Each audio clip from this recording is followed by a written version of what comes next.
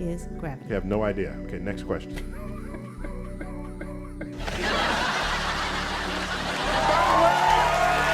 This is called gravity. We can describe gravity. We can say what it does to other things. This is called gravity.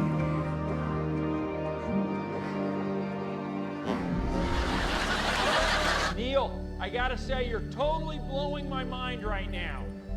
That's what I do. I'm Neil deGrasse Tyson, bitch. What's up, everybody? John the Morgile here, checking in for a new Flat Earth video for you. I hope you do enjoy it. What is this world? Do we live in some sort of a simulation, like the Matrix, as many uber-rich tech bros would have us believe? Is physical reality the extent of existence? Or is there anything more than meets the eye to the human experience? Why are we here, and who are we, really? Descendants of apes?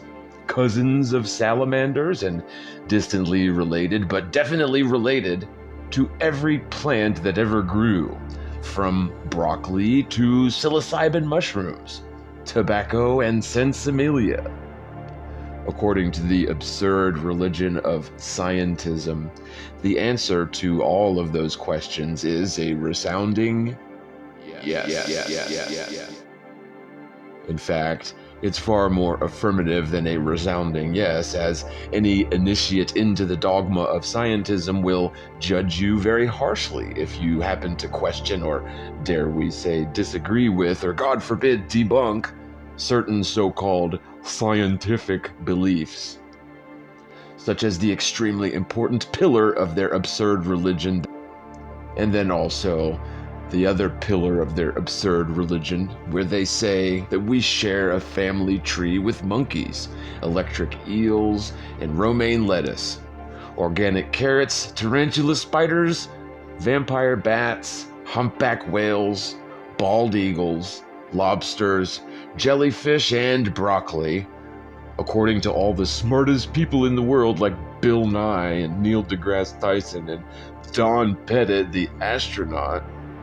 Because, you know, the religious institution of scientism tells us that all life on Earth, flora and fauna alike, has evolved from a common ancestor. Which means if you actually subscribe to the standard worldview endorsed by the likes of Neil deGrasse Tyson, Bill Nye, and Brian Cox, then you must believe that you are distant cousins with an avocado, fighting fishes, and bonobo monkeys. If you do not believe in such things, these pseudo-intellectuals of scientism will laugh at you, consider you inferior, gullible, and psychologically stunted. You see, their nihilistic religion has convinced them that its tenets are based on empirical, tangible, demonstrable science. So any claims made by the high priests and pontificates of scientism must be believed because, of course, we all know that science is never wrong, right? Indeed, while science may be impartial, unemotional, objective, and logical, and is used to prove things to a degree of certainty beyond the shadow of a doubt, indeed, science in its actual purest form is the best method that we humans can use to understand reality, progress technologically, and solve just all sorts of problems. The scientific method strictly involves establishing cause and effect relationships between natural observable phenomenon and their potential triggers using experimentation and the process of elimination. Actual science, in my opinion, cannot be deceptive, for there are inherent checks and balances within the process that defines science.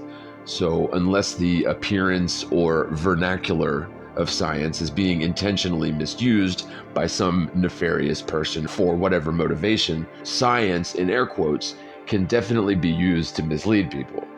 Nuts and bolts science is a totally harmless tool which can only be used for the positive end of expanding our collective intellect and technology. Unfortunately, the modern religion of scientism, which is something entirely different, doesn't really have anything to do with science. Except, of course, in terms of shallow appearances and the jargon-laced technobabble employed to dazzle the layman, making the nerd in the white lab coat feel, so much more scientific than any normal pleb. But indeed, the nerd in the white lab coat is no more scientific than the plot of a B-rated sci-fi soft porn.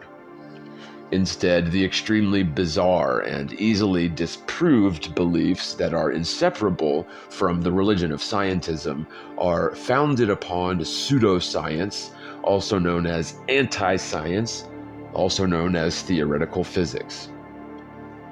I've said it before, but the phrase itself, theoretical physics, is an oxymoron, a contradiction in terms. Breaking this down, in case you've never considered it, theoretical means imaginary or hypothetical, not in the realm of reality. And physics pertains to actuality, like pertaining to tangible reality. To call theoretical physics a form of science is like calling Jurassic Park a documentary about modern dinosaurs living in gender-fluid, lesbian-leaning herds of undersexed Tyrannosaurus amazonius matriarchus.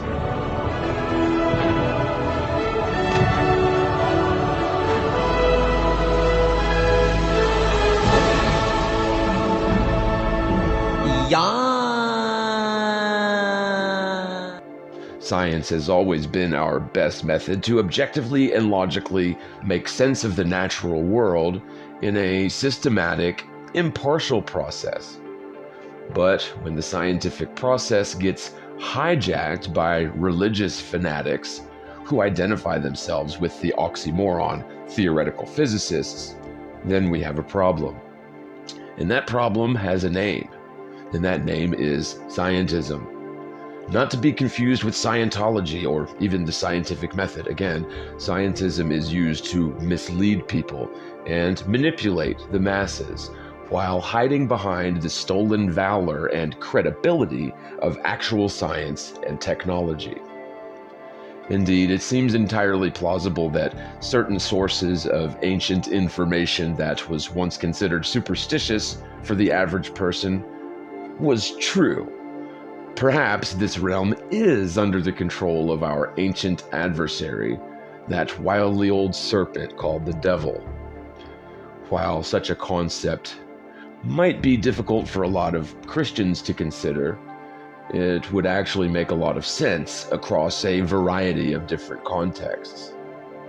Any moderately interested observer alive in this world today can certainly relate to the idea that the world in its current state is certainly not perfect. Far from it. It isn't difficult for anyone to rattle off half a dozen gross injustices in this world, which appear to be inherently anti-human and certainly anti-Christian. For a few examples of what I mean, think the Federal Reserve scam.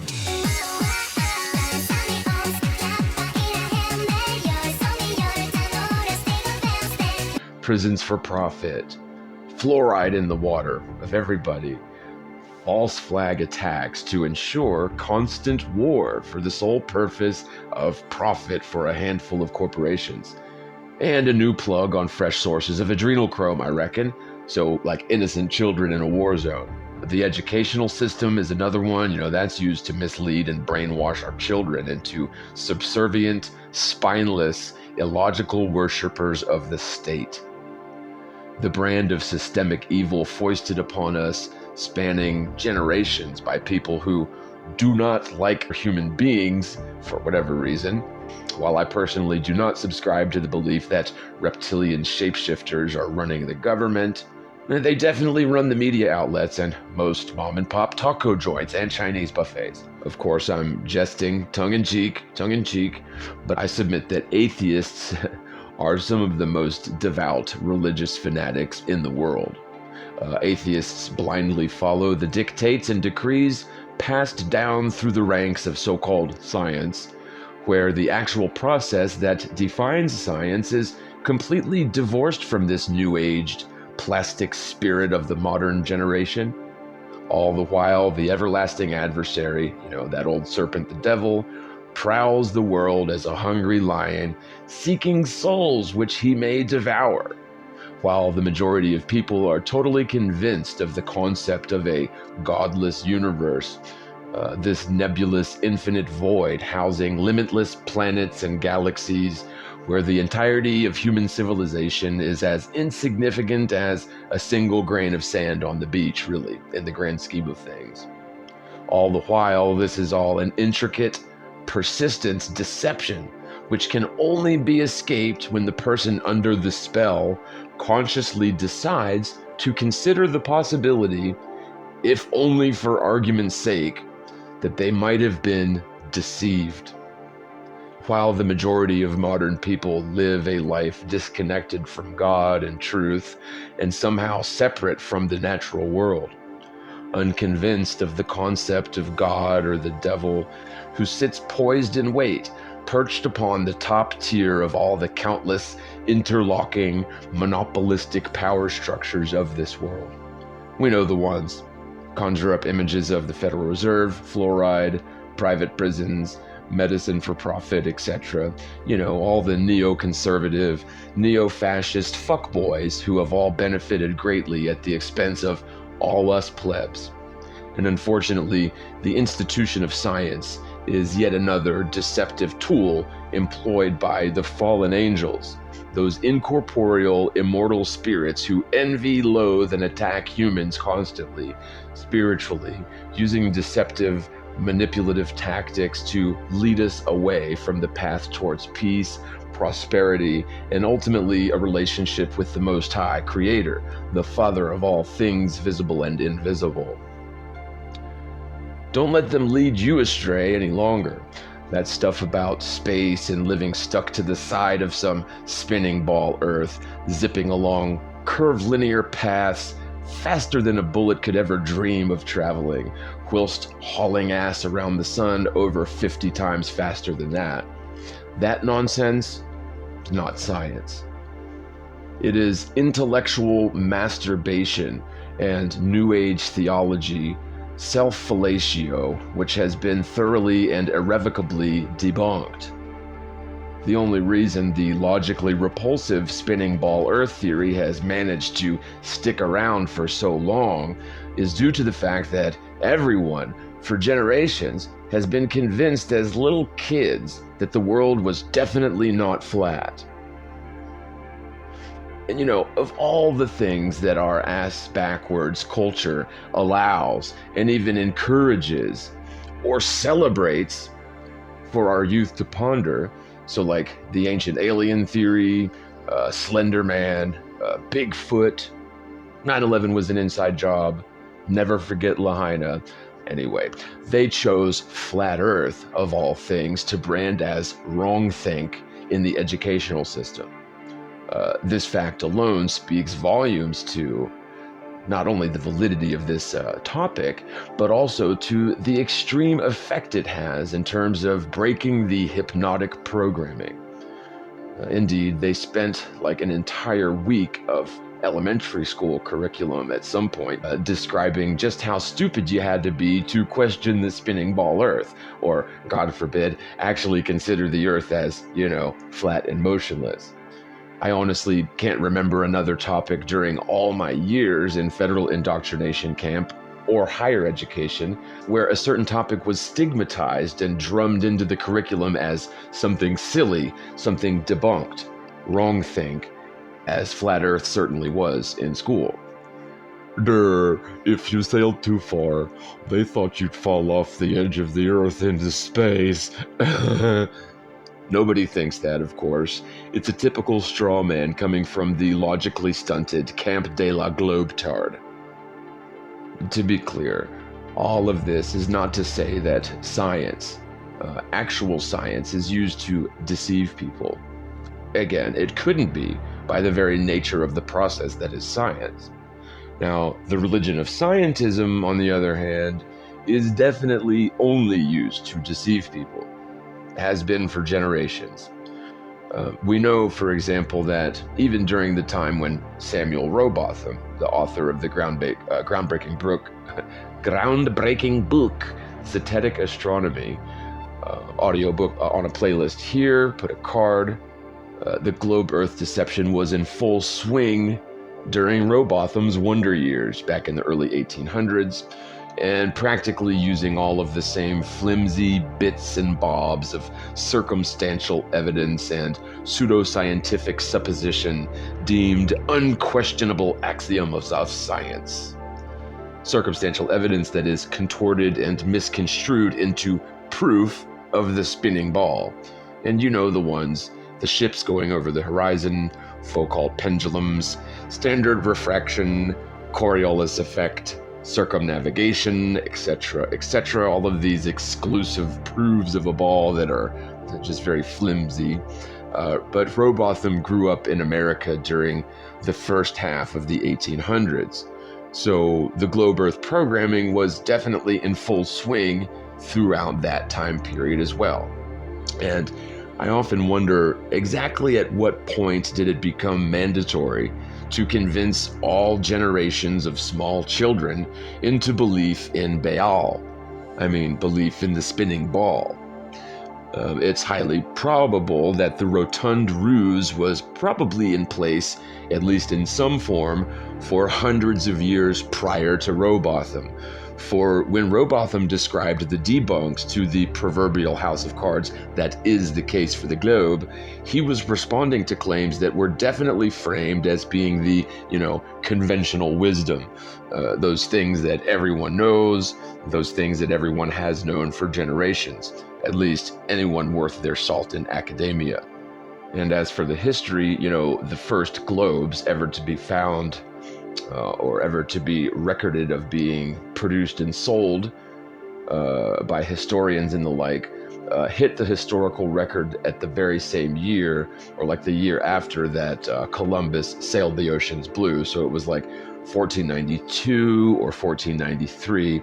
The exact year is sort of irrelevant for when the first globes were made, but it was definitely right after Columbus, quote, discovered America. But the sequential proximity to this discovery of America is certainly not a coincidence, of course. The powers of this world have gone to great lengths over hundreds of years to hide certain elements of human genesis and human nature from our collective awareness. Is it actually possible they don't want us to realize that we are divinely created beings, deliberately deployed on the physical plane as stewards of the Holy Spirit and protectors of the realm by the very same Creator who set the stars in their circuits in the great expanse of the heavens above? Now, of course, we've been led to believe through scientism, for whatever reason, that instead of sovereign spiritual beings intentionally created by the Most High God with a very important position and purpose in the grand scheme of things, instead we're all convinced under duress while we're just little kids that we all just happen to evolve by sheer dumb coincidence in this backwater, unremarkable galaxy somewhere in the infinite void of nothingness, barely worth a mention in the grand scheme of things. Indeed, they would have us believe there is no intelligent creator at all. You see, gravity and chaos is our creator, according to the religion of scientism, right? The devil has gone to great lengths to convince most people, including the majority of Christians, that there simply is no such thing as the devil. And indeed, most Christians wouldn't recognize Yeshua ben Yosef if he was staring them in the face, offering them advice. Who would ever take advice from a dude wearing sandals without socks in February, right? The ancient Nazarene, whose birth marks the beginning of the previous age, the last age of Pisces, and indeed his birth marks the 0 point of our modern Gregorian calendar.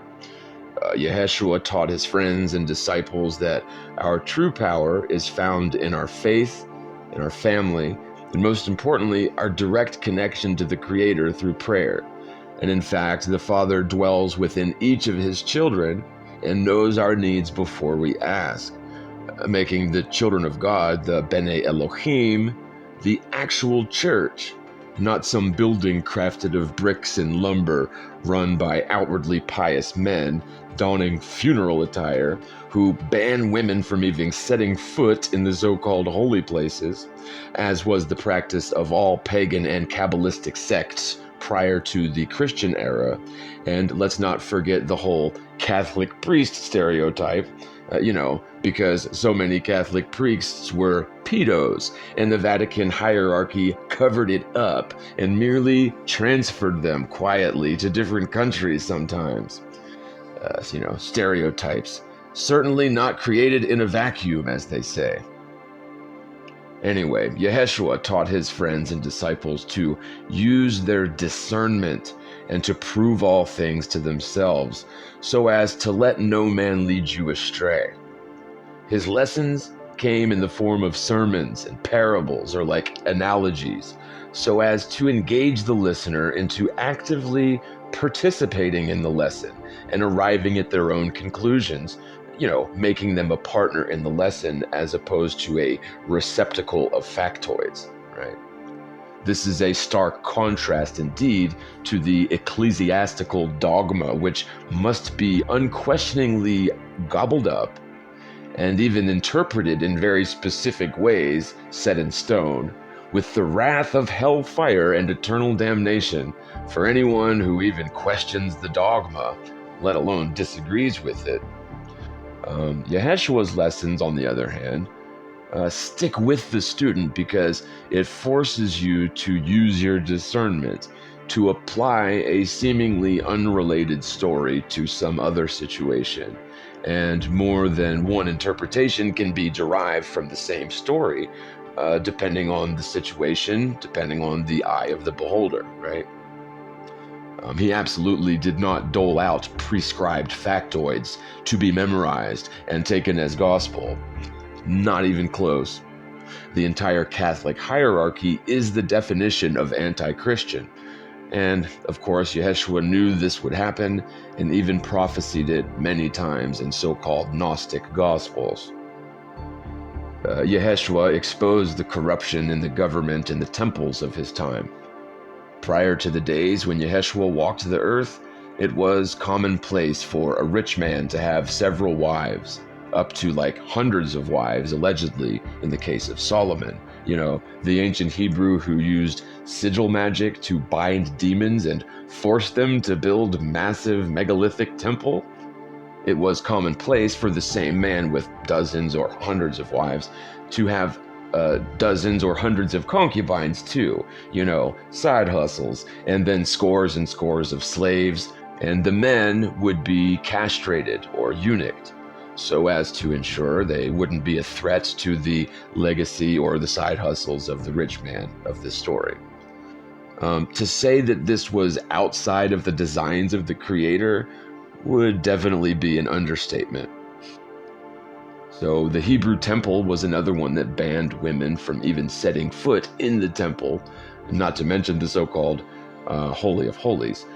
But the holy men of ancient times were literally running scams on the faithful travelers on pilgrimage to the Holy Land.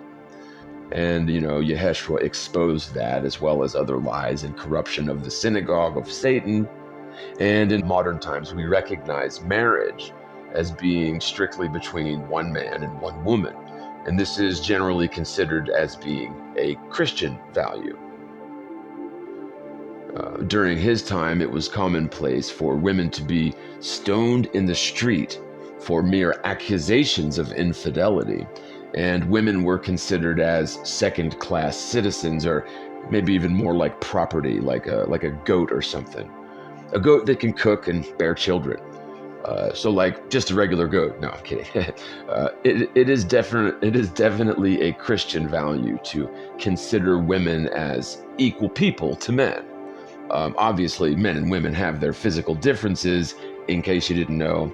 But in the eyes of the law, women can now vote, own property, run businesses, and most importantly, cook dinner. No, I'm sorry, pay taxes. If Yeshua had never walked the earth, I believe women would have it way harder than they do now. Just look at some of your Muslim countries, right? There are, no offense to my Muslim brothers, but just saying. Now, there are definitely some countries that are not Christian, which continue to treat women as if they are not human beings, or at least far less human than a man, even if it's like a dude with no legs or something, right? Helping widows and orphans is another Christian concept. Forgiving those who have wronged you, there's another one. But, I'm not certain how marriage between one man and one woman, being Christian, is a difficult fact to rectify. Since, according to the mainstream Catholic apologizers, which, by the way, includes all Protestants, Jesus never had a wife. And to even ask the question, is it possible that he did indeed marry or at some point, have a wife prior to when the gospel picks up his life story at the very tail end, after skipping over his entire youth, adolescence, coming of age, young adulthood, all that. We can all imagine what happened when he turned 21. Really, I'm kidding, but the point is there is simply no scriptural evidence one way or the other to say if Yeshua was a virgin when he died on the cross. We know for certain that whatever actually happened, the secular powers who murdered him and his followers, outlawed their teachings, then took over the Christian movement as if they were the self-proclaimed vicars of Christ on earth.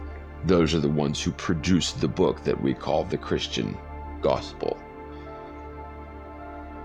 So the various popes claim to be sort of a quasi-reincarnation of Christ himself on earth. But I would say that that's nonsense, in my opinion.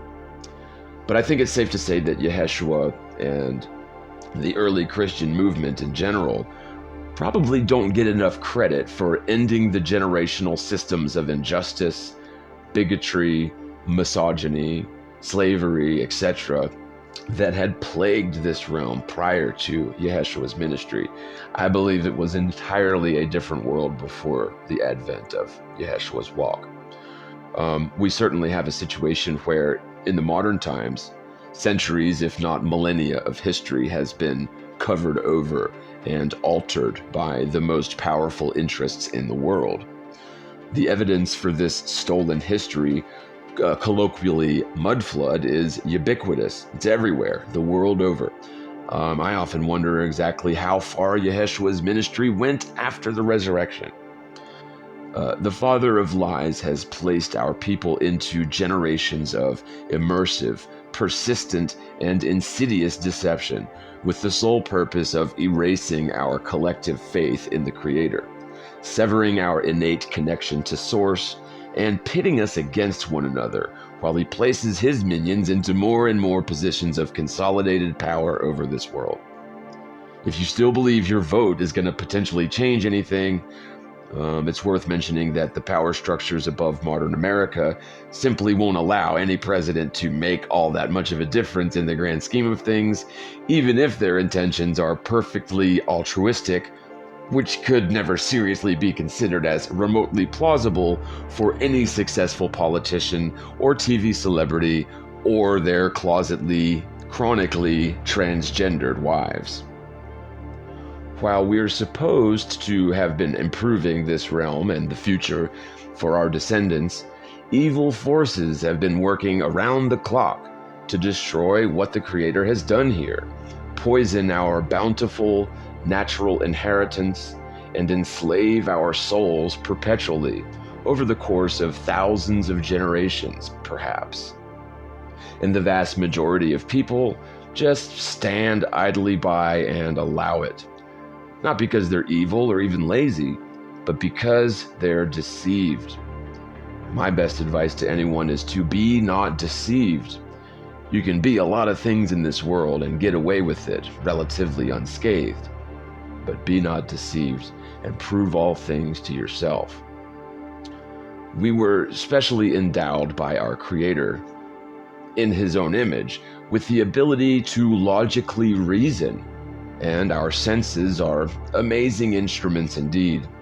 Although these instruments are not without a weakness, our senses come with some rather gaping holes in their defenses. An Achilles heel of sorts, which is to say our logic and reason can be bypassed or manipulated, and even our sharpest senses can fail us at times, especially in the modern era of subtle, subliminal influence and predictive programming, using the various tentacles of the beast system.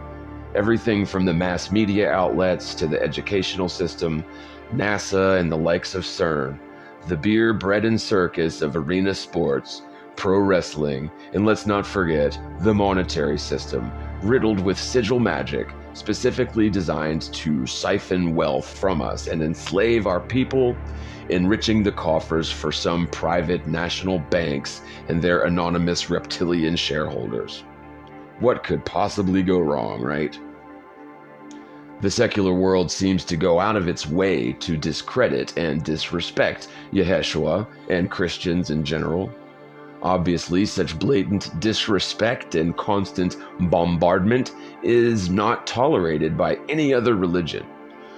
For one example, I've given up trying to find the South Park episode wherein the Prophet Muhammad is depicted briefly in the cartoon. That specific episode was quickly pulled from the network, and all trace of its digital existence has been wiped from practically all public sites for like a decade. But the sleazy caricature of Jesus is a semi-regular character on the same cartoon. Kakbala! Wait here, I can handle this. Kimkala? Kim Kakbala! Yea, look upon me and know me. Halakbala! Klimbala! My children, you should know something. I'm packing. Let's go! This is such a magical Christmas adventure, you guys. Double standards much? There are so many highly esteemed men and institutions in this world which are nothing more than loyal minions of the devil. Many of them know it, some of them don't. Police officers, while they might have some redeeming qualities, are definitely working for the devil himself. But most everyone considers them the good guys, until they shoot you in the face or something. While there will never be a complete list of these sorts of minions and hierarchies, think along the lines of the Federal Reserve, Big Pharma, prisons for profit, Planned Parenthood, which is a euphemism for aborted fetus are us, the Illuminati assholes with personal water softeners and reverse osmosis filters, you know, the ones responsible for putting all the developmental neurotoxin, sodium fluoride, in about 90% of the municipal water sources in America. But at least all Americans have perfect pearly white teeth, right? But because the developmental neurotoxin, sodium fluoride, definitely probably whitens your teeth. So let's all bathe our babies in the neurotoxin and put it in our tea and Kool-Aid to boot. It saddens me to say, in my opinion, even in the modern Christian church itself is yoked to the influence of the fallen ones. And indeed, most Christians in America wouldn't recognize Yeshua ben Yosef if he was staring them in the face. In fact, they would probably call the cops on him because of the sandals without socks and the rather unmanicured beard. Ew, this bum is gonna make me late for church. Can you believe it? The Roman Empire and the Synagogue of Satan were unarguably the two entities responsible for crucifying Brother Yeshua and hunting down his closest company for justice, which came in the form of, public execution. This went on for so long, it allegedly became circus tradition to make a spectacle of killing Christians before, during, and after the gladiatorial exhibitions, at least according to the official narrative, which could be anywhere on the spectrum of very accurate to completely fabricated. It's very hard to say. But at any rate, after Jesus and his closest followers were destroyed in body only, the Synagogue of Satan manipulated the long arm of the Roman Empire to embark on bloody campaigns of killing Christians across the entire Roman Empire, the known world really, destroying their written scriptures and erecting structures to establish a Roman presence in any distant land where Christians happen to be flourishing. I personally believe that much of what is sold to us as the Crusades and even like the Inquisition was actually focused on snuffing out any pockets of active Christians leading up to and beyond the era of Constantine, at which point he pragmatically decided one day to make Christianity the official Roman religion, merging some sparse Christian traditions with obvious pagan idolatry. Even the Protestant churches are fully under the yoke of the Roman Catholic Church, which is most certainly the whore of Babylon, told of in the prophecy of Revelation. Apparently the dictation of a dream experienced by John at Patmos, so in my opinion, Revelation should really kind of be taken with a grain of salt. I'm seriously not certain how a book like Revelation made it into the official gospel, but like say the Gospel of Thomas, the Gospel of Judas, or the Gospel of Mary Magdalene did not make the cut. I'm curious to know, who exactly did John tell the dream to that Revelation was, so that it might be written down and given to Saul, Saul, the guy that killed Christians for a living. Nobody really knows exactly when Saul changed his name to Paul, but theories range from the idea that Saul was contemporaneous with Jesus to the other end of the spectrum, where some suggest Saul could have been killing Christians as long as like 300 to 400 years after he returned from the grave.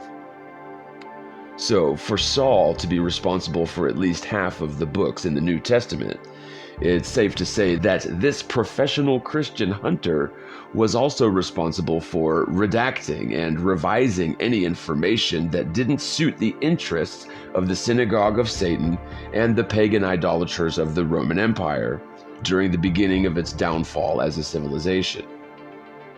Now, I hate to upset my Christian subscribers, if there are any of you left watching, as for one thing, I myself am certainly a Christian, a follower of Yeshua ben Yosef, but I fear that the vast majority of the church has been utterly deceived, not just about the shape of the earth, which we're getting to, I promise, but in the sense that our understanding of Christ's actual ministry and direct teachings are simply not represented by the official Christian religion. This is why I've mentioned twice in this video already that a modern Christian wouldn't recognize Yeshua if he was over for dinner, fish tacos. This is to say that extremely important teachings of Yeshua were definitely scrubbed from the official Roman Hebrew Bible. Certain doctrines and dogmas were fabricated and supplanted into official Christendom by the very entities responsible for crucifying Yeshua and murking his friends to boot. Let's say, hypothetically, that Yeshua didn't walk on water, didn't turn water into wine, or say, hypothetically, his mother wasn't actually a virgin. I know. Even posing such hypotheticals for the sake of mere conversation will cause any normal, modern, thoroughly indoctrinated Christian to feel extremely uncomfortable. This is due to the programming. The church has done a great job ensuring that anytime a Christian is presented with a dangerous and sacrilegious logical thought experiment, the defenses and knee-jerk reactions go right on up. And that's how you know the programming is working. When you start policing your own logical thought process or start policing what questions you can consider. Now, I get it. I was definitely in that category, albeit a long, long time ago, but I was there once. If anyone mentioned the idea that perhaps the Bible contained a single deception, that person would be ignored or even feared because they were attacking my belief system. Of course, the truth fears no form of scrutiny, but a lie will always revolt from inquiry like boiling oil from chilled water. 1, 2, 3.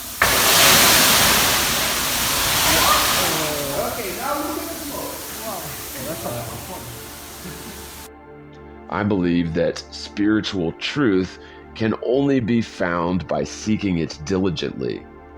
There are other Christians who believe that spiritual truth can only be found in the literal pages of the KJV Bible and no place else. Point being, I'm familiar with the standard indoctrination of modern Christianity, which makes many bold and often outrageous and even contradicting claims, which may not have been pertinent or even peripheral to what Yeshua ben Yosef was all about during his walk all those years ago. Shouldn't Christians be walking in Yeshua's example, not the modern, super rich, super evil Catholic Church, which is the modern iteration of the synagogue of Satan, by the way? Yeshua had nothing to do with the KJV Bible, you guys. While there may be many very important stories exerted directly from Yeshua's actual experience and ministry into the New Testament, the fact that it has definitely been edited, redacted, and embellished upon by the very same interests who ultimately murdered him should be just a bit of a red flag. The fact that so many Catholic priests were accused of preying on the children of their churches should be another. The scarlet robes, golden chalices, and the aversion to women says it all, though, doesn't it? If you personally, you the viewer, are counted among the Christians who believe that having such conversations or wrong thinks is blasphemy, then I highly suggest you check your premises. I would argue that we have been charged as Christians to be not deceived. Crooked and narrow is the path that we're charged with seeking. So being a follower of Christ means standing up and facing evil with fearless authority. The laws of God are written in the hearts of his children, not found in some book written by crooked, deceived, uber-wealthy entities. Be wise as serpents and as gentle as doves or whatevs. And don't fear men who can harm your physical body. Fear the Creator who set the stars in their permanent abode, placed your spirit within your flesh, and invented water, for crying out loud. Be not deceived. This is our duty and a moral imperative to forge a meaningful, intimate relationship with the Most High God and with Jesus Christ, even if that means asking uncomfortable questions about our faith, questioning the source dogma. As Christians, the dogma leads us to believe that knowledge or intellect is sinful or dangerous. Remember, understanding the difference between good and evil was a curse put upon our ancient ancestors, Adam and Eve, according to the dogma. For wide and well lit is the path towards the broad gate of damnation. Probably a bunch of flashing lights like a strip club in Vegas, too. But the untrodden, crooked, hidden path leading to a secret gate, that is the pathway to salvation. We have to seek it out. Paradise isn't going to be handed to us on some sort of a silver platter. Not in this world. Not in its current state, anyway. Maybe sometime in the future, but I actually believe we can get there one day. Maybe not in my lifetime, but if we plant the seeds of truth and prosperity through Christ towards the future, I have faith that our grandchildren could actually live in a bona fide utopia, in perpetual balance with nature. But let's just say, for the sake of argument, if he actually healed countless sick and suffering using divine blessing level 3, and dare we say, dude actually resurrected, came back from the dead, and was witnessed doing so by scores and scores of people after he was definitely crucified and died a gruesome public death. The other stories in the Bible, which was definitely curated by this dude named Saul, and we'll get to Saul Paul later on. All those other stories about cheap parlor tricks, a la turning water into wine, sort of pale in comparison to resurrecting from the dead. I mean, resurrection sort of trumps anything else, so if you're gonna do the old pick a card, any card, you might want to consider doing that before the whole resurrection bit, right? For a variety of pragmatic and dramatic reasons.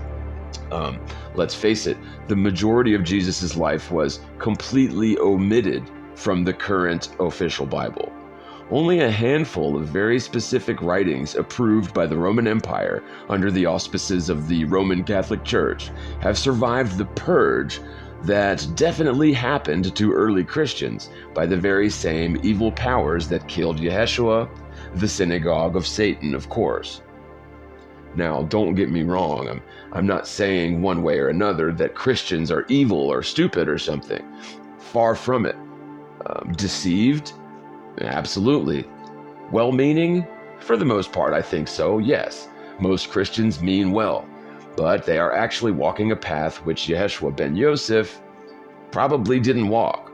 I don't seriously believe that Jesus went around telling everyone that his mom was a virgin or that he was able to turn water into wine. In fact, when Jesus was tempted by the Lord of this world during his 40 days trial, tribulation in the desert, he refused to leap from the summit and call upon the angels to break his fall. When Jesus replied to the effect that, it's unwise to tempt the Most High, right? So why would he do so over something as trite as running out of booze at a wedding reception? Such stories indeed sully the character of Yeshua and minimize the actual work that he accomplished, even if the stories are true, as they do nothing to add to the ultimate work which he completed on the cross and while on the other side of the veil during those 3 days in the tomb. I mean, if your buddy comes back from the dead and describes all sorts of really crazy stories from the other side, you might want to listen, right? There are actually some really amazing early Christian perspectives entailed in many of the so-called Gnostic scriptures, which were apparently not highly redacted, edited, and muddied by the Roman/Hebrew interests, the ones who originally murdered Yeshua on the cross in the first place. The next time you read a biography written by the guy who murdered the main character, let me know. But as far as I can tell, that would be considered a conflict of interest, at least a minor one. I mean, it could be interpreted that way.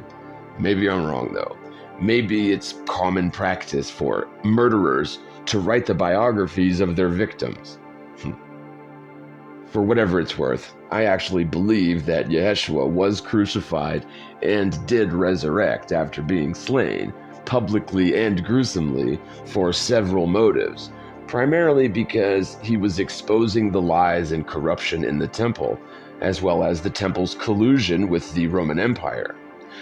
Yeshua taught that we are all children of God, men and women alike, and we don't need any sort of priest or liaison to act as like a go-between ourselves and Yah, the creator of all things, for a nominal fee, of course, but we don't need that.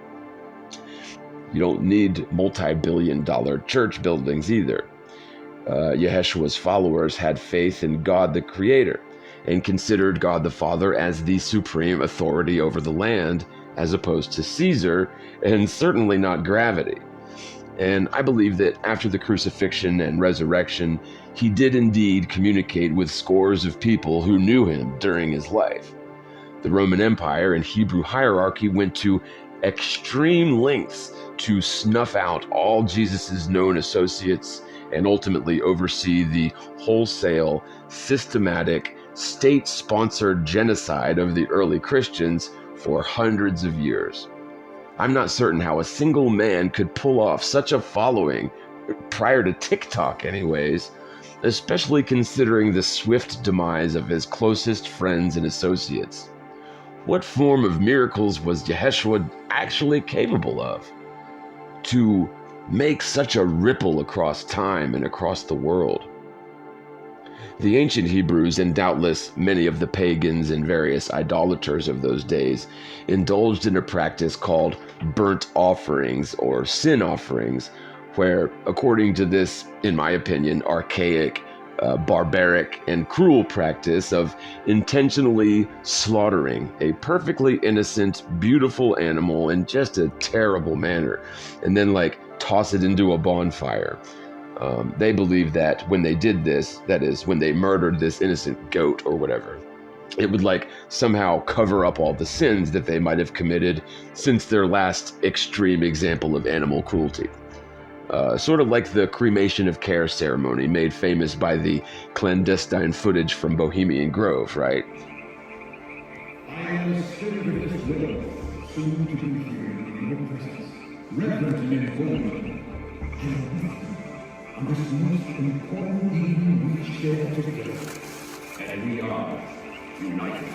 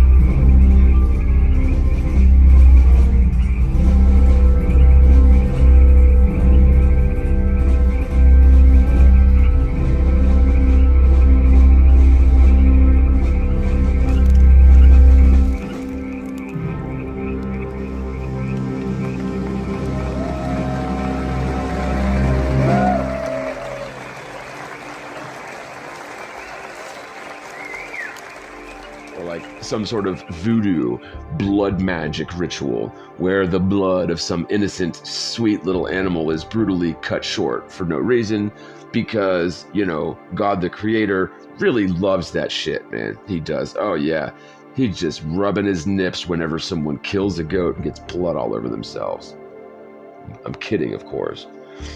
Any modern, rational person, and probably some modern Christians too, must realize that such practices of burnt offerings or blood offerings for sin are probably not going to accomplish much of anything in this realm or in the great beyond, other than perhaps staining the carpet something awful, believe it or not.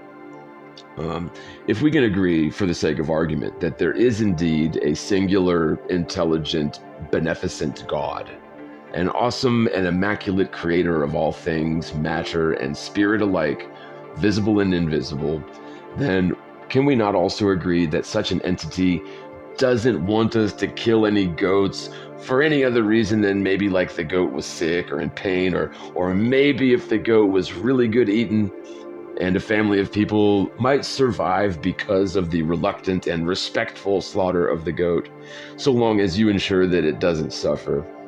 But under normal circumstances, most modern Christians would certainly agree with me, which is to say that we should probably not do blood sacrifices, burnt offerings, or any of that.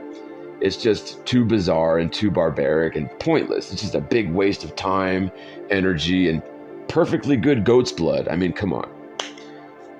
So if the modern Christian undoubtedly agrees with the sentiment that there is a God and sacrificing goats isn't going to impress the creator of the all in the slightest, let alone somehow magically absolve an unrelated person's sin, I suspect it's entirely possible that such practices might actually lose you some brownie points with the one true creator of the all.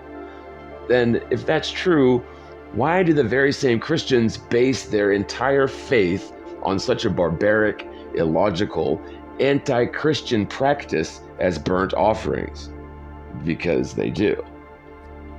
The concept that Yeshua was supposed to die on the cross so that we could all be preemptively or maybe retroactively forgiven of our sins thousands of years later by metaphorically bathing in his blood.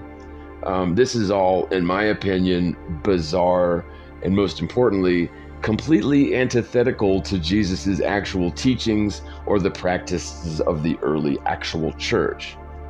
At the Last Supper, the body and blood of Christ is merely symbolic in terms of bread and wine. The sacrificial lamb in the form of Jesus, preemptively or maybe retroactively covering our sins with infinite ammo hack blood after apparently thousands of years, is exactly the same thing as a sin offering or a burnt offering. Putting your faith in such an archaic, barbaric, senseless ritual is not something I believe Yeshua ben Yosef would agree with. He didn't go around telling people his mom was a virgin, is what I'm trying to say. He didn't order his followers to believe certain axioms unquestioningly, or else. Not at all. But the Catholic Church sure does. I don't think I need to remind you, but the Catholic Church is exactly the same cultural entity that was responsible for the crucifixion at the behest of the synagogue of Satan. So for them to have definitely omitted tons of texts that were certainly extremely important to the first actual Christians, and definitely had Saul, who later changed his name to Paul, behave as an editor-in-chief of the official Roman/pagan/Hebrew/Christian Bible. Make no mistake, it is a miracle that we have access to some of the ancient texts recently discovered, as people like Saul were paid handsomely by the temple and the Roman Empire to hunt down Christians and bring them to justice. It is written that Saul took a special pleasure in hunting down and bringing Christians to justice, and was, by all accounts, prolific in his so-called work of catching Christians. It was Saul who was later struck blind on the road to Damascus, according to the official Christian doctrine. Saul was traveling with a group of soldiers under his command. They behaved as sort of a posse, hunting down Christians is hard work. So that as they went around bringing justice, he had a bunch of soldiers with him, and it's claimed that Saul was visited by a powerful angelic entity who claimed to be Jesus, but acted more like a demon. This entity, again, struck Saul blind like in an instant and appeared before him out on the open road in like broad daylight. None of the detail of soldiers that traveled with Saul were able to see this angelic being. Only Saul could see him, although everyone could hear him, according to the gospel, as well as certain Gnostic scriptures, which tell a slightly different version of the same story.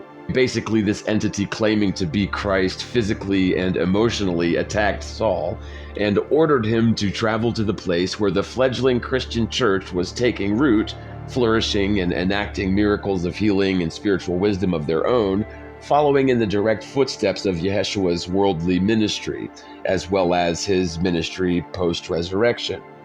The thing is Jesus never attacked anyone.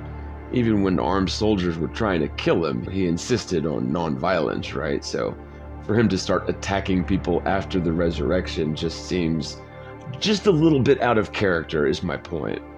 The other problem with Paul is, in my opinion, that he was a shill sent by none other than the fallen angels to infiltrate the fledgling Christian church, take over from within, and ultimately set up the framework for the New World Order Synagogue of Satan, which is the richest entity in the world, known as the Vatican. So many modern Christians think the literal problems with the Bible are mere translation errors.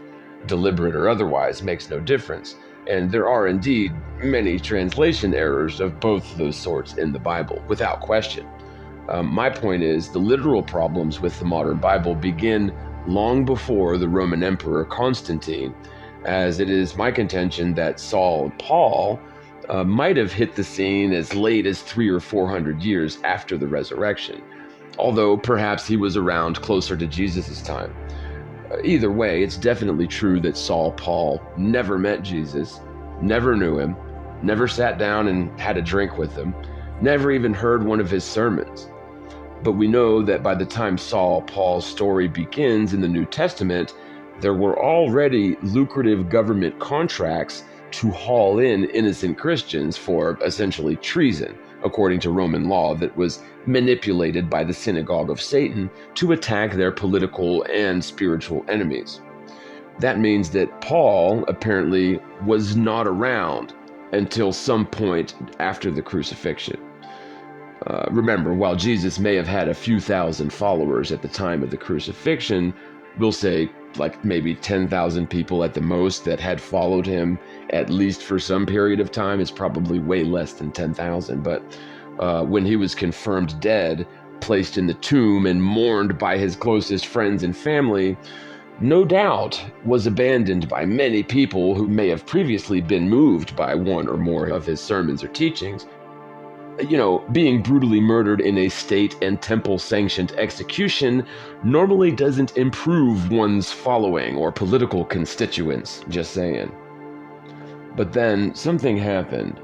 Something that changed the course of history and the human experience altogether from that point, an age ago, right up until this very day.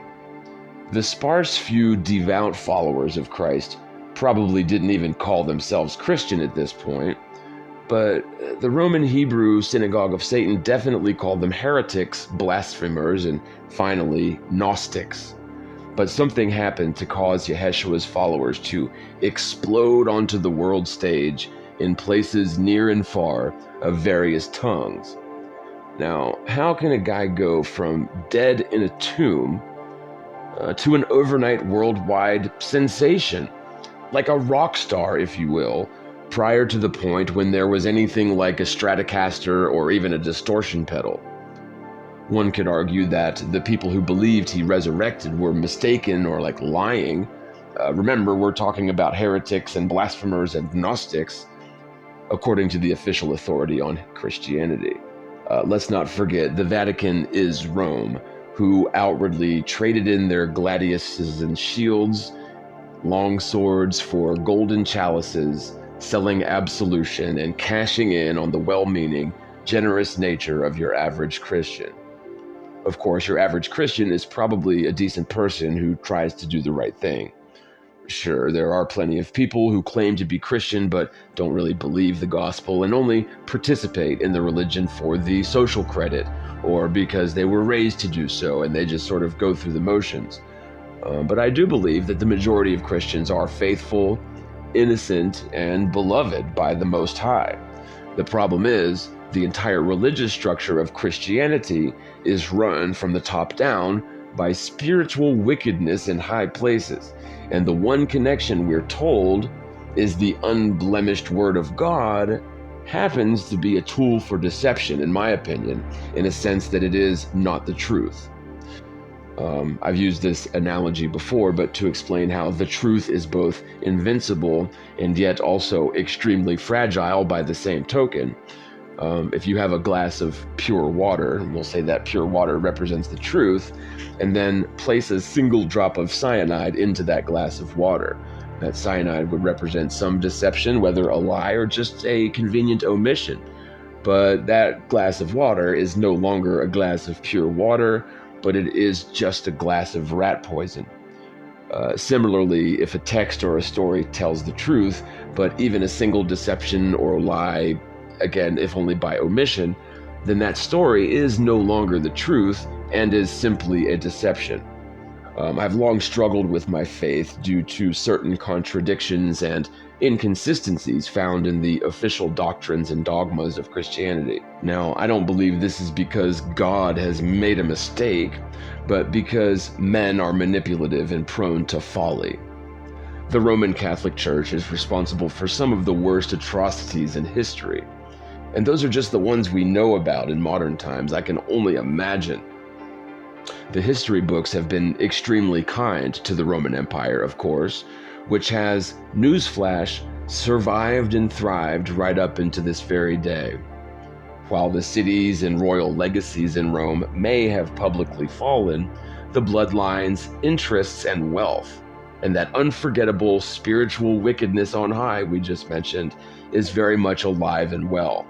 Even if they don't identify as an evil empire named Rome anymore, it is still an evil empire named Rome. The US political system is merely a front, a sort of a fiction set up to manipulate masses of prisoners who are told that they're free. And get this, they believe it. According to certain so-called Gnostic texts, Yeshua's actual work during his 3 days in the tomb was so much more amazing, so much more earth-shatteringly powerful than what we're told in the modern official Bible, which focuses merely on the gruesome execution, omitting like 90% of Yeshua's life. In the book about Yeshua, produced by the entities who murdered Yeshua. Standard stuff for any biographer worth his salt. But after Jesus' resurrection, he visited his usual places where people knew him, and apparently spent a great deal of time with his faithful followers, appearing in and out of physical form, seemingly at will, according to these certain Gnostic scriptures.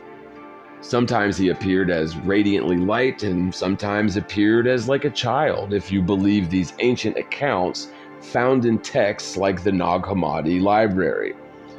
According to these censored ancient Abrahamic and Christian texts that were indeed banned from canon under the pains of death by the heavy hand of the Roman Empire at the behest of the synagogue of Satan, Yeshua would just appear amongst his friends and followers and teach them new things and convey stories about God and the time spent in Sheol for those 3 days in the tomb.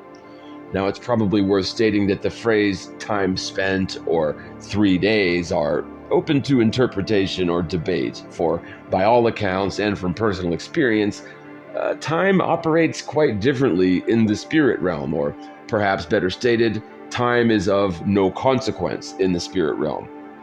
The phrase "a day is as 1,000 years" and 1,000 years is as a day comes to mind. So it's sensible to assume that although he was only in the tomb 3 days from the perspective of someone, in the physical plane, it could have seemed as thousands of years for someone operating in the spirit realm. These ancient texts that were covered up by the church, who claimed to be the authority on Christendom, were recently discovered within the last 100 years, providing some totally new texts alongside familiar texts from the modern Bible that could very well be the most pure and important evidence about the nature of the earliest Christians or about Christ himself. Now, does this mean that I believe everything that's in these texts just because they're old? Well, absolutely not. But I also think it's extremely foolish, if not the definition of insanity, to ignore these texts because the synagogue of Satan told you you'll go to hell if you even read them, let alone question a single jot or tittle in the official Bible. I will say this, if it is true that Yeshua was seen to have been crucified, buried, and was freed by archangels after the 3rd day in the tomb, and then walked around and hung out with his buddies, it would have caused an explosion of Christianity anywhere that people knew Jesus, and widely beyond that area, word of mouth. I should mention that the definite historical truth is that we had an explosion of Christianity all over the world after the crucifixion at some point. We still mark our calendar 0 point with the advent of Jesus' walk on the physical plane. Really, can you think of any other person in history that has made such an impact on the world that like a quarter of the world has built their spiritual paradigm around them hundreds or even thousands of years later? And again, this is prior to MTV, TikTok, and even the distortion pedal, right? Indeed, there is something very special about Jesus. Beyond that, it's safe to assume that there are untold miracles performed by Yeshua and his apostles, the accounts of which were all but destroyed by the synagogue of Satan. And further still, I believe there is evidence to suggest that many cultural norms that we take for granted today are a result of Yeshua's ministry. If you think it's cool that women can vote, or that usury is frowned upon, you can pretty much thank Yeshua. On a personal anecdote, my ancestors are Greeks. My grandfather's father came from a small island called Kalamata. They're famous for their olives. Kalamata was historically part of the kingdom of Sparta. The Spartans were a warlike people amongst a warlike society. The Spartans were definitely pagan, worshipping the likes of Zeus. If you've ever had to work for Greek people, you know that they can be extremely charming and extremely assholio at the same time. I can say this because I'm a half Greek. But it's hard to change a Greek person's mind about the tiniest things sometimes, like a recipe or a certain way to do some mundane task. Greeks are famously hard-headed. Honestly, I wouldn't be surprised to learn if Greeks were half Jewish. Much like all stereotypes, they are only stereotypes because they are simply true. So, the fact that my pros papu, my great-great-grandfather told stories passed down through his family about their ancient ancestors, proving their firstborn son's worth by placing him into a freezing stream during the cold months overnight during the child's early years. These sorts of rites of passage were explained to ensure that the stock remained strong, for their sole purpose and aspiration as Spartans was to ultimately die gloriously on the battlefield, taking as many enemies with them as possible. These motherfuckers lived for the scrap. They loved it. I mean, if you've never seen the old film 300, only the original film from the early 2000s and like none of the sequels or spin-offs, while it's derived from a comic book, the portrayal of the Spartans' attitudes towards death and the glorious scrap in the sky, as well as their brutal initiation rites for their sons, were founded in truth, albeit embellished and stylized. The point being, at some point, for some reason, my ancient ancestors decided to put down their spears and adopt the surname Christopolis, which translates to Son of Christ or City of Christ, and they became fishermen.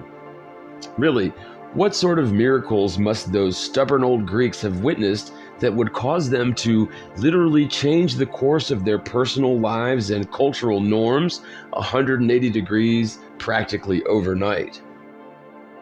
Let's just say this. If one of your drinking buddies, let's say his name was Jesus died a public, gruesome death in front of all of his friends and loved ones, and imagine Jesus was then placed in a subterranean tomb that was hermetically sealed and placed under constant guard of soldiers who knew full well that if they somehow screwed up this post, it would surely spell their swift demise. If Jesus then showed up one day and started telling you stories about the other side, I think you would listen profoundly. I'm damn sure I would. A miracle of this magnitude overshadows any parlor tricks the likes of David Blaine or Chris Angel could ever hope to pull off. But don't give Chris Angel any ideas, right? If the Gnostic texts are even close to being accurate, Yeshua Hermeshiach actually traveled in spirit down to Sheol, basically down to hell, and took back authority over the realms of the deep from extremely powerful entities who were down there like torturing the souls of ancient prophets. Sheol, the super dense realm deep beneath the surface of the earth, is supposed to house all sorts of nasties, and according to ancient books that were banned from official Christian canon, into new bodies. Their memories of the previous life lessons were wiped clean and forced to live under the iron fist of the archonic forces on the surface yet again, who took over the world after the Great Flood, described in the Old Testament, as well as all ancient cultures the world over. These days, tons of people have had near-death experiences. This includes people from all walks of life, all races, colors, and creeds, have accounts of people who were pronounced dead, that have experienced their soul being taken into a parallel realm of light and love, or in other cases, deep and dark realms of suffering and regret. All of these people who experienced the latter, terrible near-death experience, have reported that when they call upon Jesus' name, regardless of their religious beliefs, they are instantly flooded with light, love, and forgiveness, and then are whisked out of that terrible situation, lifted up by none other than the unconditional love of the Father through his Son, Jesus Christ. I myself have had multiple near-death experiences, the first one being when I was about 2 years old, the most recent less than 20 years ago. I'll never forget any of these experiences, as they have profoundly changed my life and my paradigm. I can attest to the concept that time flows differently when you're in the spirit realm.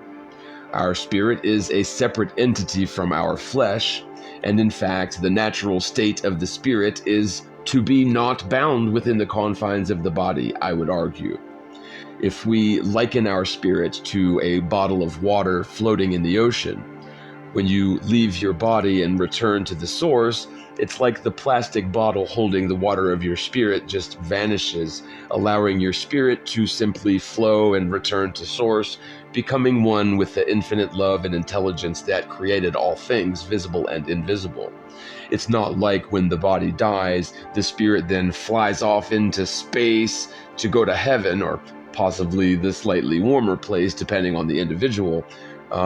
It's more like the realms of heaven are all around us, within us, penetrating and permeating all things we can see and touch, and all things we cannot see or taste. So now for the question everyone's been waiting for, and the working title of this video: was Jesus a flat earther? I would say that in spirit, Jesus was definitely the first truther, and had the Great Deception been in place during his time here, he would have definitely been a flat earther. The problem is, during the time when the Bible was written, everyone knew the earth was flat, and nobody was going around teaching gullible children that they live, stuck to the side of a spinning ball. There was no space program. Even if you adhere to the standard historical narrative, the first person to allegedly postulate spinning ball earth lived a few hundred years before Yeshua, way over in Greece, certainly having little to no influence on the authors of the New Testament and zero influence on the authors of the Old Testament. Human beings are easily manipulated by any sort of intelligence that has nefarious designs for said human beings. Even the mention of the Old Testament and New Testament is part of this deception, in my opinion. It suggests that the gospel of Christ is merely a continuation, or even like a postscript, of the Hebrew Torah and other Old Testament books. The problem that I have with this is, if it's true that Jesus felt it was very important to expose the synagogue of Satan for their insidious and manipulative antics under the guise of holy men, and they killed him for heresy by swearing false witness against him to the Roman government, and we're going to pretend that the gospel belongs as a postscript of the very religion Jesus was exposing as corrupt and evil, a den of vipers? Indeed, Jesus knew his Torah, and certainly the Talmud, which is far more important. If you're not familiar, the Talmud is an extremely secretive and staggeringly extensive collection of ancient Hebrew stories and records. For many, many generations of Hebrew shaman, the Talmud was only passed down orally from one priest to another priest. It was actually forbidden for ancient Hebrews to publish the Talmud on any sort of scroll or other written work. While many modern rabbis will tell you that they're not really familiar with the Talmud, or that they don't believe the Talmud even exists, the Talmud definitely exists, and it certainly did during the times of Jesus. So what we have here are two different versions of Judaism. One public face, in the form of the Old Testament and Torah, which certainly contains tons of extremely violent and gruesome tales of slaughter, slavery, and human trafficking that we're all very familiar with, and the very much private, hidden face of Judaism, which is the Talmud. Talmud is an extremely extensive collection of texts and teachings of thousands of rabbis over the course of many, many generations, containing literally dozens of very thick books, as it was finally published in a printed form relatively recently. It is said that when Jesus was a child, maybe like in his tween years, he was literally teaching the rabbis all sorts of things, using his intricate and extensive knowledge of Torah, as well as his direct connection to the Father, and the fire of the Holy Spirit to guide his hand. Some of these very same rabbis would have been secretly studying Talmud, practicing Kabbalah, and ultimately summoning demons for worldly gains. They were scamming the faithful using foreign exchange manipulation and other very creative scams whenever they would come to Jerusalem for a pilgrimage. For one example, the priests would sell small animals to the faithful, who had often traveled across the known world to visit the Holy Land, so that they could sacrifice something. For we know how the immaculate creator of all things, the one who placed the stars in their heavenly abodes, really loves it when we murder innocent creatures. At any rate, they were not only selling these small animals for sacrifice, their faithful worshippers would then bring the living creature that they just bought and paid for to the priests. Let's just say it was a goat. The priest would then take that goat on a rope, walk it back to the so-called Holy of Holies, where nobody is ever allowed except the priest himself, and then they would pretend to sacrifice the goat for yet another nominal fee. But they actually weren't doing the sacrifice. They only made a show of it, probably had like buckets of fake blood and shoved a carrot up the goat's butt or whatever so that it would sound like it was being slaughtered in half. But of course, these wily priests were just walking the same goat back out of the city gates to sell to the next sucker who wanted to participate in the ever so practical and pragmatic burnt offerings. This next part is speculation, but I can imagine a scenario where a specific goat of particular quality, lacking any blemishes, may have been sold over and over and over again at a much higher price than the other goats in the same pen. You see, the ancient Hebrews were convinced that it was much better to murder your best goat, not just the runt or like the three-legged goat with half a horn, your best goat. So if you've got 5 goats in the same pen and one of them is shining white without any blemish and the other are just all haggard with, anchor tattoos and the mange and track marks on the goat's legs, the glorious shining goat would obviously be much more expensive than those other goats that God really isn't interested in you murdering because they're just not bling bling enough as far as goats go. At least on the bling bling spectrum of goats during the biblical era. But that wasn't enough. These holy men working the change counters of the temple were actually scamming the faithful visitors using forex rates, taking advantage of the ignorance and naivete of their faithful parishioners. It's not like most ancient people would ever suspect that the church would actually bald-faced scam them on forex rates. Let alone would they expect the temple to pull the old okey doke on the burnt offerings, right? It is reported in the official New Testament that Jesus was outraged by the corruption, greed, and callous evil perpetrated against the innocent and faithful visitors on pilgrimage, all in the name of God. He apparently got real violent, started turning up tables, cursing the money changers, probably turned their Dos Equis Negro into Bud Light or whatever. This goes to show that there is certainly a place for animated, dare we say, violent protest, if for no other reason than to express the withdrawal of your personal consent to whatever incident triggered your response. If what I'm suggesting in this video is actually true, then it's extremely important that we as Christians use our God-given discernment, prayer, and faith in order to prove all things to ourselves, so as to never let any man deceive you or to lead you astray. If Yeshua's actual teachings to his apostles and disciples after he was publicly whipped, humiliated, stabbed, and murdered, and finally resurrected, these are easily the most important accounts we could ever hope to find in a biblical sense, sure, but perhaps such accounts of a man who came back from the dead could arguably be the most important accounts we could ever hope to find in any sense, period. I mean, it's not every day that a guy gets publicly executed, is buried and mourned by his loved ones and followers, and then he's seen all over the place by people who knew him. Indeed, I think that anything such a man had to say would be among the most important words ever spoken.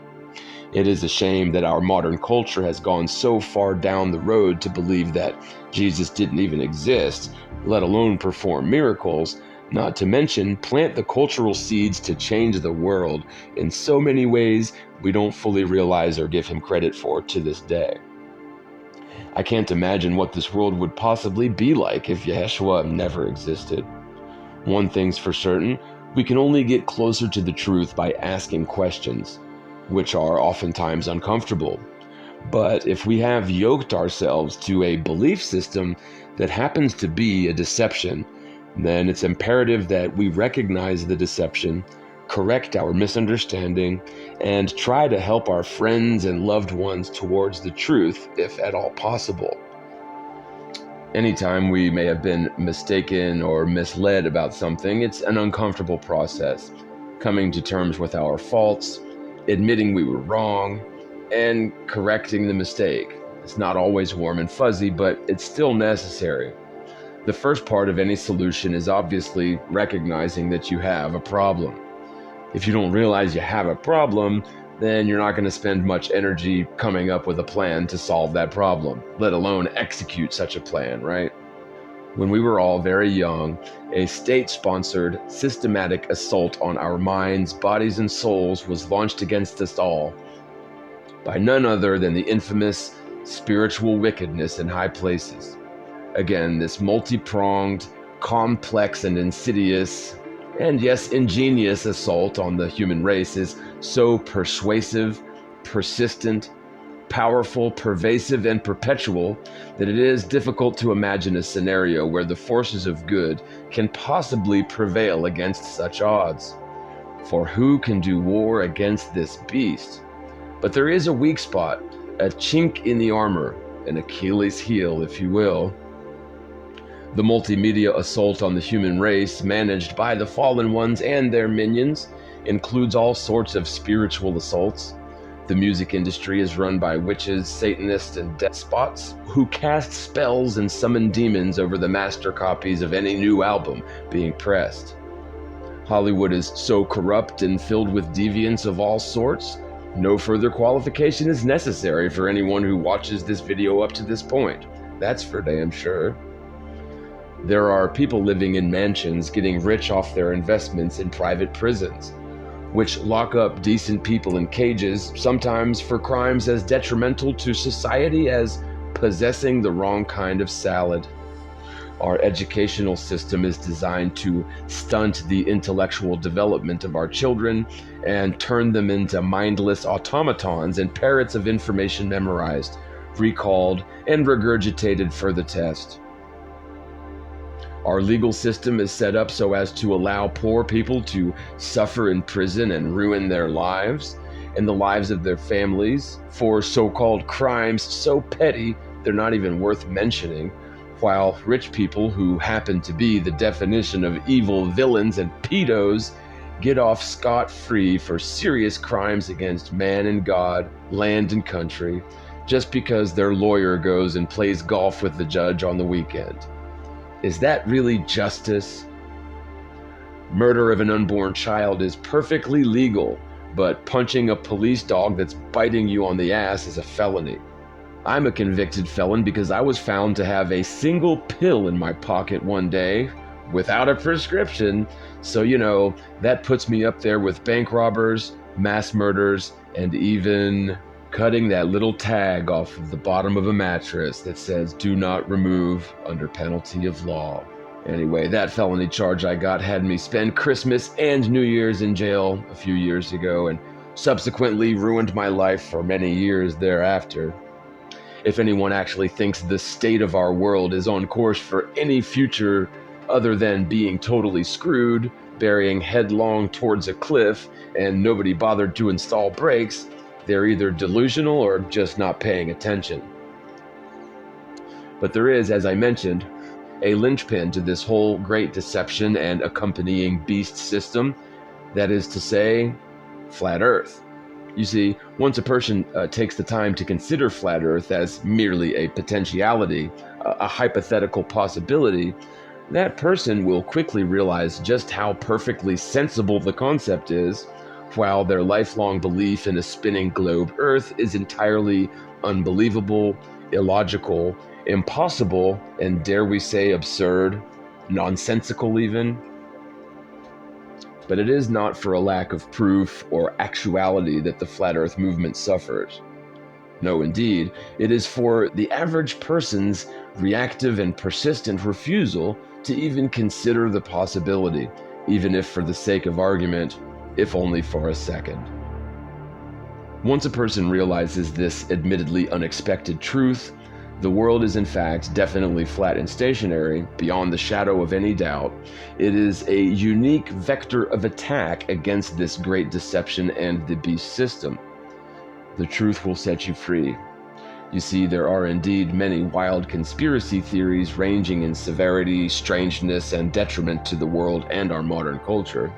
Many of these conspiracy theories that we're all very familiar with are extremely interesting, fascinating really, and if true, these hypotheses are extremely disruptive to the status quo and the worldview of your average Joe. But are they true? That is the most important question. When it comes to things like aliens from outer space, flying around in the sky in these unconventional craft, there is definitely evidence to support the theory, but will such things as where the alleged little green men are from ever be proven to some degree of certainty or even moderate satisfaction? Probably not. When it comes to the claims of people like David Icke or Santos Bonacci, Alex Jones and the like, many such highly disruptive, potentially earth-shattering conspiracy theories, while fascinating and certainly possible, will simply never be proven one way or the other. That is to say, if like George H.W. Bush was somehow responsible for the whole Pullet debacle, such a thing will never be proven in a court of law. Indeed, they made sure of it by literally selling the crime scene to China as scrap. And that is 100% true. Look it up if you don't believe me.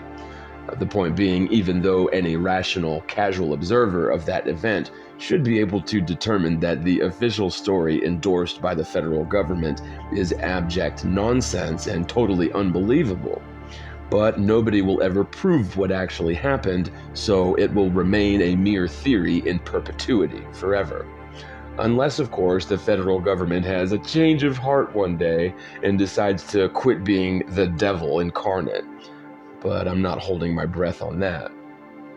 I mean, can you think of a single murder in history where the suspect was allowed to literally dismantle the crime scene and sell it to the highest bidder? Could you imagine? Such a thing would never happen in a million years. But when it's the murder of nearly 3,000 innocent people in an historical attack, we see a catastrophic failure of our intelligence and justice systems, and nobody seems to have a problem with literally pawning the crime scene. Indeed, there are so many inconsistencies, impossibilities, and indeed lies inherently tied to the 9/11 incident, starting with the mysterious structural failure of Building 7, which was never hit by any plane, even according to the official narrative, to the fact that no steel frame building has ever been completely destroyed by a fire, to the fact that our international defense system, NORAD, was conveniently offline the morning of 9/11, providing the perfectly timed window for the alleged so-called terrorists to pull off their impossible mission, all by sheer happenstance and luck. Let's not forget the fact that some of the alleged hijackers' passports were found on the grounds outside the Trade Center, which isn't all that unbelievable or convenient at all. It only would have been more unbelievable if they would have found his terrorist membership card that printed his name in bold at the top with his title below, "I am a terrorist and death to America." I remember in the grim days following 9/11 when all flights in and out of America, along with most flights the world over, were grounded for like a few weeks, causing people all over the world to be stranded abroad. There was only one family that was allowed to board a private jet and fly out of America into Afghanistan. And do you know who that family was? Was it the Bush family or the Clintons? Maybe it was like Rupert Murdoch or George Soros, a Rothschild or a Rockefeller? No, it was the Bin Laden family. They were given special permission by the government, above all the hundreds of millions of innocent Americans, to fly the hell out of the country back overseas to the Middle East. So what made the Bin Laden so special? Well, the Bin Laden family was extremely wealthy and deeply entrenched in the oil business, meaning their interests certainly don't conflict with the interests of the Bush family. And, Bush was president at the time. We could go on for days with the extremely sus details surrounding 9/11, including the toasted cars described by Dr. Judy Wood in her amazing book, Where Did the Towers Go? Or the fact that the maneuvers allegedly carried out by the planes in question were literally impossible maneuvers for an extremely experienced pilot to pull off, let alone an amateur pilot who could barely spell the word plane. And the premeditation spelled out by PNAC leading up to the Bush administration's neo-fascist takeover of the country doesn't hurt the conspiracy theory either.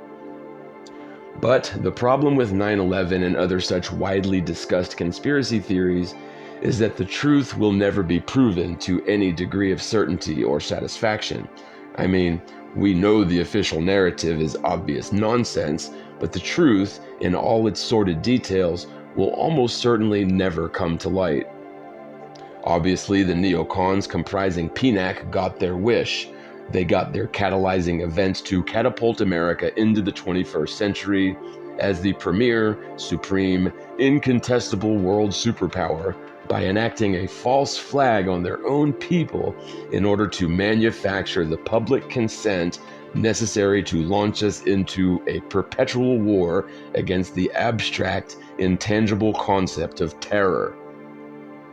But when it comes to the Earth, on the other hand, anyone can walk outside, measure the Earth for curvature, measure the ground for axial rotation and orbital velocities.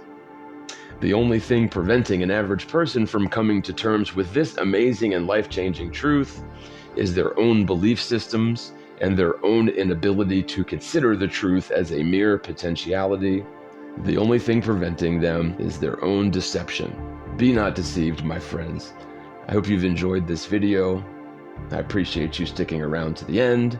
As always, this channel is viewer supported, so if you like the content and you would like to help us survive this crazy world some more, we sure could use the help. Links are below. Venmo, Cash App, PayPal, Patreon, the Morgile. One love, you guys. As always, spread the word, spread the world, and peace out, everybody. See you in the next one. What is gravity? You have no idea. Okay, next question. What is gravity? You have no idea. Okay, next question. What is gravity? You have no idea. You have no idea. Okay, next question. This is called gravity. That's what I do. I'm Neil deGrasse Tyson, bitch. That's what I do. I'm Neil deGrasse Tyson, bitch. That's what I do. I'm Neil deGrasse Tyson, bitch. What is gravity? You have no idea. Okay, next question. This is called gravity. We can describe gravity. We can say what it does to other things. This is called gravity.